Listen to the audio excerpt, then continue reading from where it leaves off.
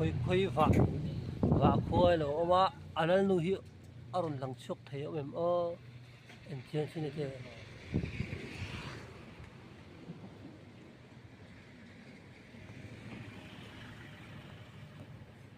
tấm anh ba hay tấm tập trung nhiều này anh tốt phải anh thôi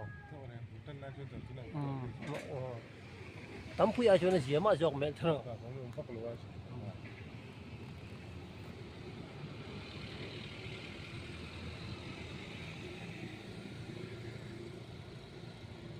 anh ấy nuôi đâu cái tệ anh ấy nuôi hút từ lòng xe đó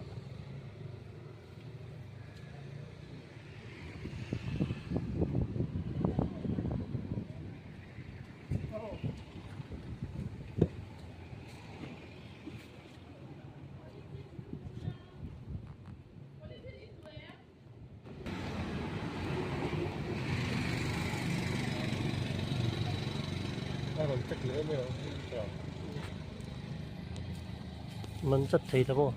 anh em thập bốc xia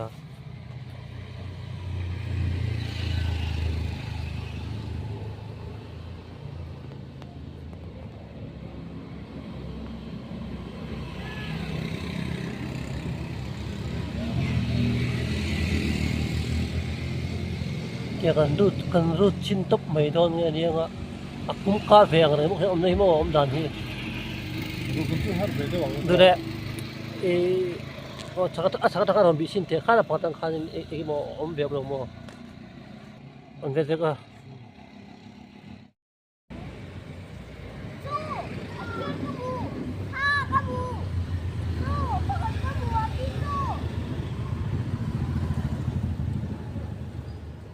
lâu chiếc rồi lâu ăn uống rồi nó hết tay nó chua lên nó màu vì là gì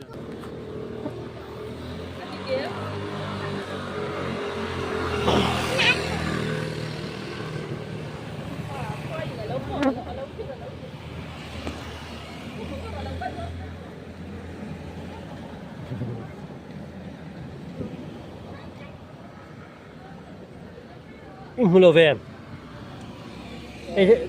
ta cái lạc sắc tu atlang pui nan lut deng atlang pui mo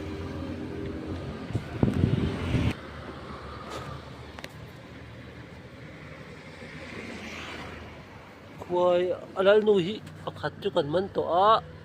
adang hi ala om tu ra kan nga ya pahni te dan so pui chi do wangin